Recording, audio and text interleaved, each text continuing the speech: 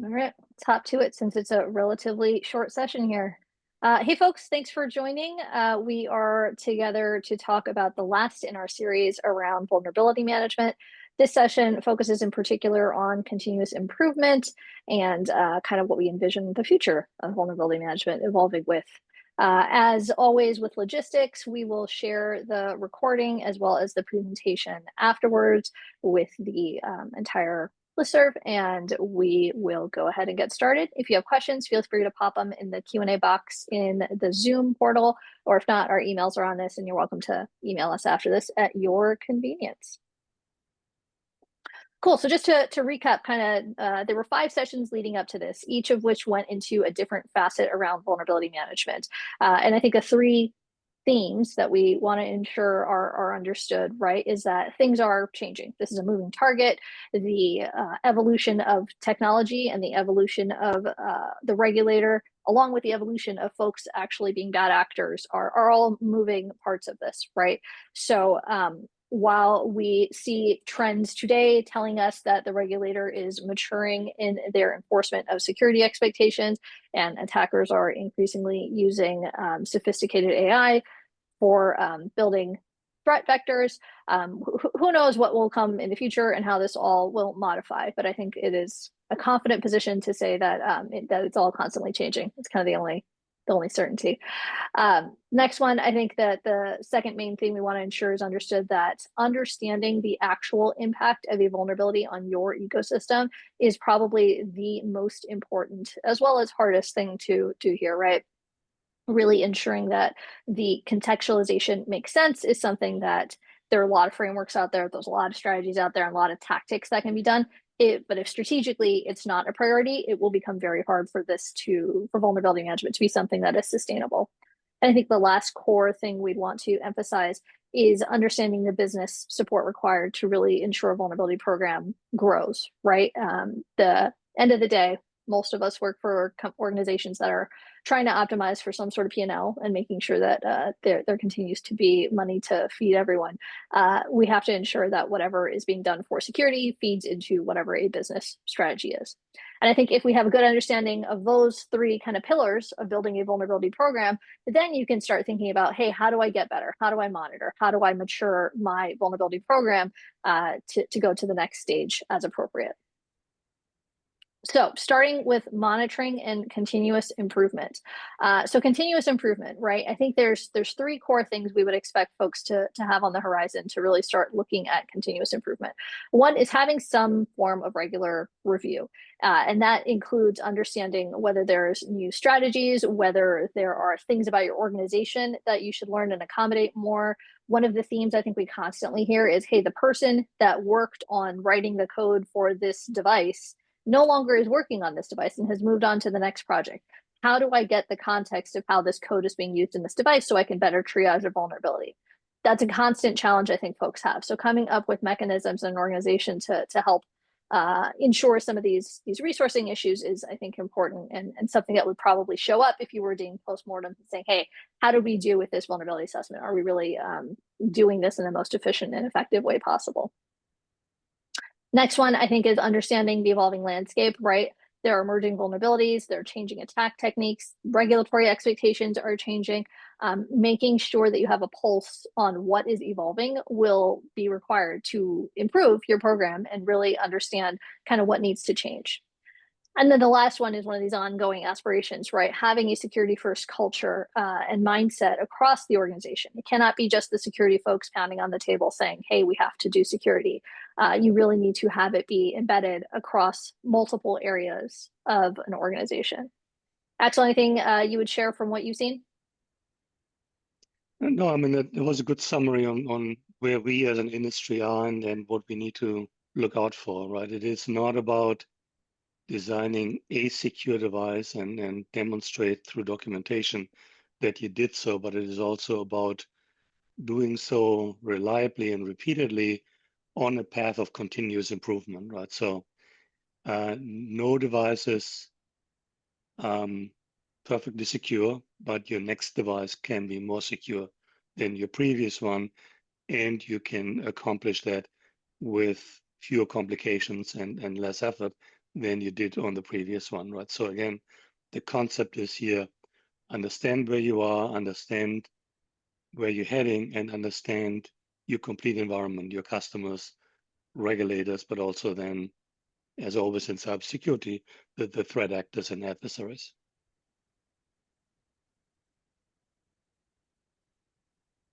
So one of the classic MBA books, right, is Measure What Matters. This is also true in vulnerability management, and you see it in the regulators' guidance as well, right? They have certain key performance indicators that they want to see measured and included as part of a submission. So while there are certain values for what the FDA is looking to measure, there's also other things that could be measured for like efficacy of your process. So figure out what vulnerability metrics you care about. In all likelihood, at a minimum, it should be the ones you got to submit to the FDA, plus some operational related ones to make sure that it makes sense. Likely, what will come from that is something around remediation timelines, right? So a lot of times, a group will be responsible for the vulnerability triaging, and then the resolution is with a different group. Now, if you are sitting with some sort of cross communication that has to happen, it can become hard to track remediation timelines in contrast with other folks' priorities and where they are in their development life cycle, and that can become somewhat hard to do. And then the last one, right, as mentioned, the guidance with whatever is happening with the FDA, there still is guidance out there and it is being enforced, right? So making sure you have a strong understanding of the US FDA's expectations, as well as however the EU evolves and other markets, I think is important to make sure you stay on top of that and knowing what's coming down the pike. And one of the things we perceive and have seen, right, is the ability to have an FDA ready report is what can make the vulnerability management process much more tolerable for the FDA to understand.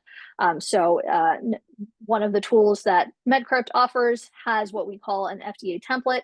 It includes kind of all the files that one would expect to be submitted for a vulnerability program for a specific device, right? So it uses industry standards, what we've talked about kind of the last 5-6 sessions here around how things should be formatted, how they should be presented.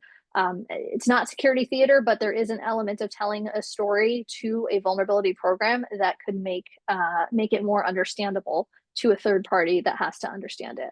And this is true for regulators, and honestly, it's true. We've seen it used for customer conversations, customers of our medical device manufacturers that we work with.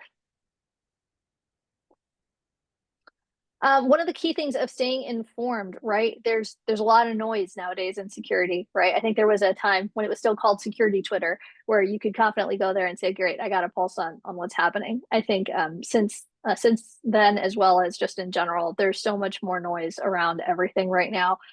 Making sure you understand what risks matter to you and your organization, I think is really a hard task, right? It's easy to say, hey, we're going to track what's happening with emerging vulnerabilities, but knowing attack vectors, what matters and how it impacts your ecosystem is another huge part of it. Axel alluded to it, right? Understanding government agency, regulatory evolution, enforcement evolution, and knowing which guidelines apply to you, I think is part of being informed and staying on top of that environment and proactively knowing what regulatory things are coming up. So a lot of times the regulatory bodies are telling us what they're focusing on before they actually put out guidance or have detailed enforcement, right? So taking that time to adjust programs to meet moving expectations, I think is important. Actually, you want to talk about some of the recent ones that came out? Sure. I mean, there's a set, and the regulatory landscape is always changing. But also so is the nature of our medical devices, right? The medical device is not just a physical box anymore that may connect to a network. The medical device now is a system of systems by itself with a cloud backend, including ML and AI algorithms, and so forth. So accordingly, new regulations evolve, but also the number of regulations you need to understand and demonstrate compliance with is increasing. So we have now, for example, FDA draft guidance on the use of AI in cybersecurity. How do you secure your AI system, make sure that it can't be compromised? We have draft guidance on predetermined change control plans, which is applicable certainly to AI systems where your algorithm may need to get updates and and other changes that occur in the much more dynamic AI space. But also, if you have, for example, continual security updates, such as changes in your virus definition files for your anti-virus software, you can manage those via predetermined change control plans. And then lastly, we have now an update on the FDA pre-market cybersecurity guidance that just came out a month ago, that includes changes throughout relative to the 2023 guidance. But the most significant change is that it incorporated the changes, the legal changes that came through the section 524B of the Food, Drug, and Cosmetics Act back in October of 2023. So if you look at let's say, a red line comparison between 2023 and 25 FDA guidance, that one section that rolls in, again, the legal background from 524B is the most significant change over a couple of pages, including, for example, the definition on what is a cyber device, including, for example, the needs for continual improvement and risk awareness. Yeah, and each of these have some direct impact on vulnerability management, right? So I think that at the end of the day, what we're trying to demonstrate is that you kind of got to have a pulse on the various areas and understand how they could impact whatever security facet it is that you're working on. I know we talked a lot about this in the last session, but that security first mindset is one of the hardest changes for organizations. And I think one of the consistent things we've seen is that security tends to rely on the fact that you have to understand a lot more technical nuance to really see the value of security, and that sometimes doesn't work for other parts of the organization. So treating security first mindset as like a org-wide, what they would call transformation, right? Some sort of change transformation is really what we have seen be successful, where people are able to partner with other leaders in an organization and get that security importance fed into various parts of the organization, then tends to build a much more harmonious strategy and tactics for actually executing on security growing with the org. So that's kind of what we had for continuous improvement. As Axel said, that some of the guidances even reference continuous improvement, right? So important to make sure that this isn't a set it and forget it type of thing. This is something that must be continuously attended to and cared for, and hopefully continue to grow. So moving on to best practices and what we have seen. So post remediation, right? Some of the things that we have seen is folks will do all the hard work, come up with, hey, we're impacted. We're not. Great. Here's how we're going to fix it. Here's when the remediation is going out. We got it to the customer. Everybody's done. We're happy. Something to confirm that it actually resolved the specific effort that you were trying to do, or whatever issue it was, is something we sometimes see get missed. And what I mean by that is it's missed in the sense of there's not an intentional check to say, hey, is it actually resolved from like a scan perspective, and making sure that whether it was the patches or the controls or whatever was changed actually does prevent somebody from being able to exploit it in the way that was included in whatever your assessment of the vulnerability was. And this again goes back to how do you assess risk and making sure that whatever process you have in place, right, there is some sort of risk management process where you are saying, hey, because of the device, how it is architected, how it is implemented into wherever it operates, we're able to mitigate and get to a point where we're tolerable of whatever that risk level is.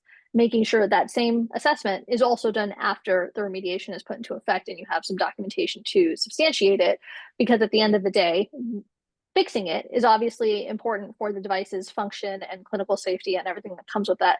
You need to make sure your QMS marries to whatever that fix is and has the documentation to support where that sits.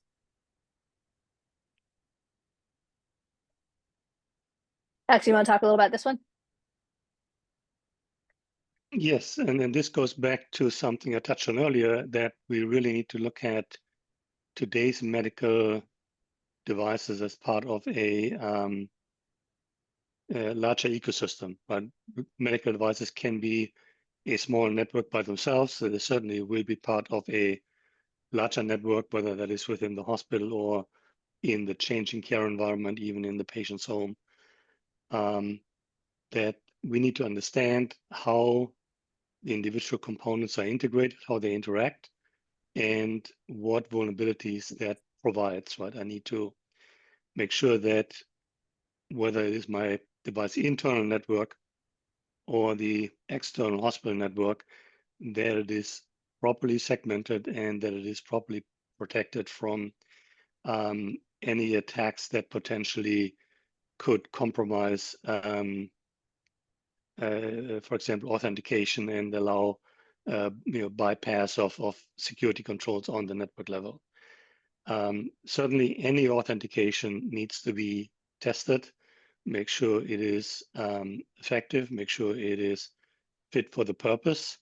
And that is certainly a different statement for example, a local clinical user logging in as compared to a local technical user logging in, as compared to a device connecting to another device or backend, as compared to a device connecting to a cloud service, be it for clinical purposes or technical purposes, such as remote service and management. And we've already seen a couple of cases where clinical services were impacted because a device's backend service was compromised by, for example, a ransomware attack. So therefore, proper testing, not only of the individual components, but also of the larger system of systems, and proper evaluation on what the failure of one component in the larger ecosystem means for the other components and ultimately the delivery of clinical care is important. Right? And then, of course, cybersecurity is always about patching. Patching is not necessarily a good security strategy, but it is a necessary tactic. And if you look at, for example, the FDA guidance, they focus a lot on your ability to identify vulnerabilities and to deploy remediation.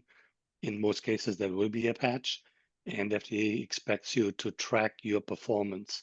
How long did it take you to identify that vulnerability in your devices? How long did it take you to produce and distribute a patch, and so forth? And then, of course, lastly, it's incident response, and that by itself is a highly complex topic. Is the incident, for example, in your manufacturing environment? Does that impact the quality of devices or the volume of devices you're manufacturing? Is the incident at a customer side, and was the device the root cause of the incident, or was the root cause elsewhere in the hospital, but the device was caught up in the incident? So there are many different scenarios that need to be considered around incident response, and ideally, they should all be documented in an incident response plan. They all should have the respective teams supporting them, and those processes and teams should be exercised and improved on a regular basis. The only thing I'd add to incident response, we see countless customers that want to do tabletops once and move on, right? Do a single scenario and say, yep, we tested it, it works, great, next. And I think what Axel's alluding to is the complexity of what could go wrong actually requires some different types of incident response, right? So understanding and practicing and having those tabletop exercises is something we've seen go vastly dramatically different, not based on org size, right? Nothing independent of the size of the organization. It's a hard thing to do. And those who prepare and practice tend to have the highest success rate when something does occur. As alluded to with tabletops, right? I think one of the core things, right, is the involvement of different team members. There is no universe in which a security team can solve incident on their own, right? That it's just inconceivable. So making sure other folks understand what this means and how they could participate and be called upon as part of an incident is something that can really be drilled in through scenarios that are representative of your device. And it doesn't take a lot of imagination to come up with relevant scenarios, because I think if you've done a threat model and you understand the architecture of your device and how it operates, take the inverse and you can get something in writing relatively easily that could potentially help you have a good place to start from.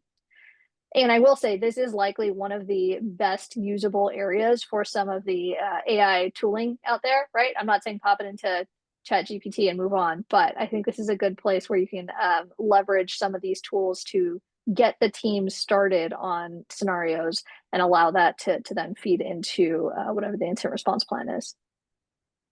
And then the last one, right, as alluded to with continuous improvement, use those exercises to really make sure your plan is doing what you think it's doing. And if there are gaps, have plans for those gaps and areas where you need either different type of involvement or additional support to really build that muscle.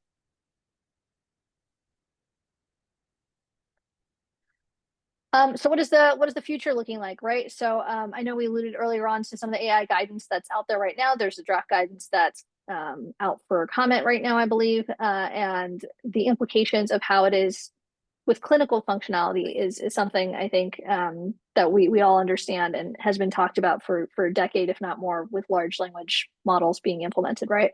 But how it changes your security strategy, I think, is yet to be fully understood and something that we anticipate continuing to matter. Increasing connectivity, right? We see more and more devices that never see the inside of a hospital. They go directly to the consumer. It sits in their house on their local Wi-Fi and still has to be supported. There's a huge one right now with a lot of some of these wearables that are emerging, right? That's increasingly challenging for regulators and others to really support having a secure posture, and we think that'll be something that as it gets resolved will continue to impact folks. Emerging threats, we already kind of talked about that. Device proliferation. We talked about more at-home care, right? The volume of devices that are falling into this landscape are countless. It's exponentially growing, right? And then the regulators are still catching up, right? Even if there's a little bit of uncertainty on which way the regulatory landscape is going to go, we see globally that changes are occurring and that it is being rolled out in a way that if you want to be active in the market, you're going to have to make a plan for those. And the one that I didn't put on here, which I probably should have, we are seeing customers increasingly mature their expectations during procurement. What that means is if a health system uses some of these central buying organizations, right, and those have security expectations with it, that goes across the whole landscape. It's not like they pick and choose and cherry pick which ones they're going to go for. So the maturity of consumers of devices, I think, is going to more directly impact procurement processes now than I think we've seen historically. Any other future things, Axel, you'd want to raise? No, I mean you touched on them, right? It is a combination of technology trends and care delivery trends. And in cybersecurity, unfortunately, it's always that any new opportunity for us to do something better with a new technology or to deliver a certain service in a way more comfortable for the patient, anything new we start is also an opportunity for a cyber attacker. And if we start to use artificial intelligence-based systems, they will be attacked, and adversaries will also use their AI systems to craft better attacks. If we move medical devices onto 5G public networks, then we will see attacks that will exploit that network vector to compromise the device. So I think anytime we think about a new technology, a new care delivery methodology that impacts infrastructure, we need to also think, and what are the bad guys doing with it, and how could they use it to their benefit, because they will use it to their benefit. Sounds like you're saying I should stay on Windows 7. Is that the takeaway? Well, Just kidding. maybe maybe DOS is so old it's secure again. There you go. It's a joke for the crowd. All right. Whoops, too far. Active participation. So some of the things that we hear about, right, is one of the post-market guidance attributes is you need active participation in information sharing. I think the definition of what is active is one we get a question around regularly. We think participating in working groups, sharing information or lessons learned is certainly a mechanism for that. Creating partnerships or learning your other manufacturers in the community is a great way to connect and learn from folks, right? The number of folks that have architectures that are very similar to each other across clinical functionality is actually quite large. And I think there's a lot that we can learn from, hey, you know, I had a lot of success using this library to achieve cryptography, or I had a lot of success trying this with my vulnerability program. That's certainly something we've seen allow folks to not try to reinvent the wheel, right? Like there's a lot of lessons learned from folks that have been doing this for a minute, and there's a lot that we've learned as the regulatory environment continues to mature.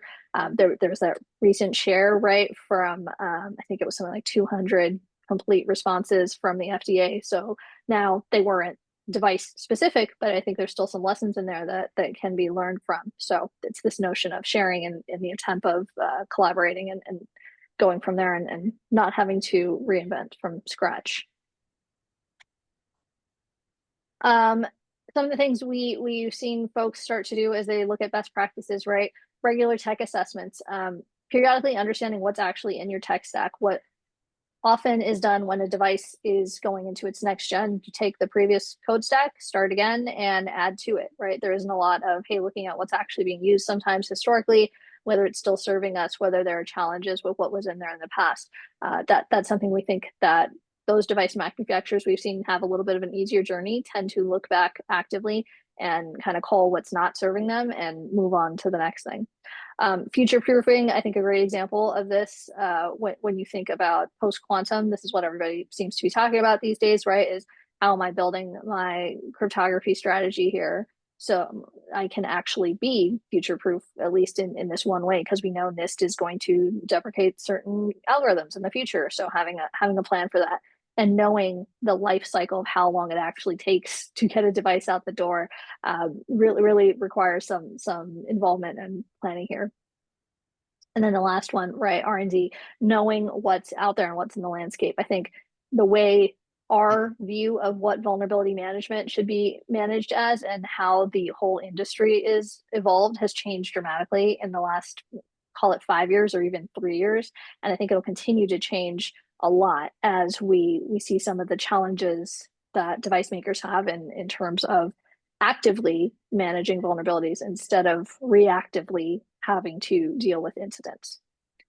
Axel, any other trends you would see?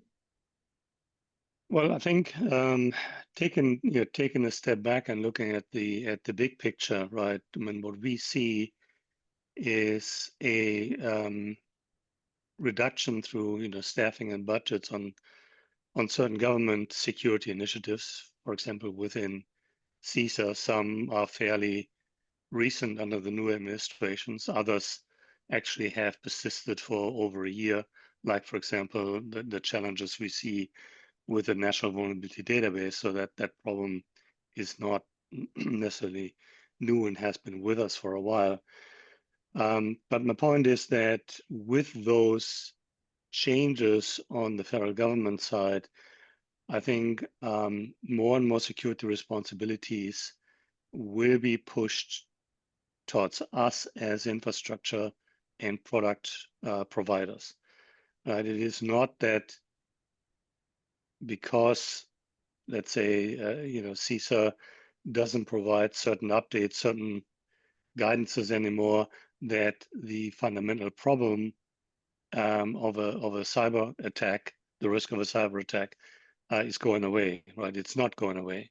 Therefore, I think as an industry, as a broader industry, it doesn't matter whether you're on the security side, on the device side, or on the operator side, we need to learn to stand on our own and do more things because they're right and not because they're mandated or guided by government agencies. Having said that, one area where we have not seen any pullback and reduction is actually on the side of the FDA. FDA continues, as we've seen in June, to update their guidances, bring out new requirements around cybersecurity, and FDA continues to review new device submissions for cybersecurity and has rejected devices for cybersecurity reasons alone in some cases. So that, we've seen changes in many areas, but not at the FDA. And I think that's a good place to wrap it up, right? So thank you everyone for participating in the series. If you have any thoughts on a future series you'd like to see, drop us a note at info@medicel.com. And if you have any questions or comments, don't hesitate to reach out. And we really appreciate everyone's time and attendance and hope to see you on the next series. Thanks, everyone.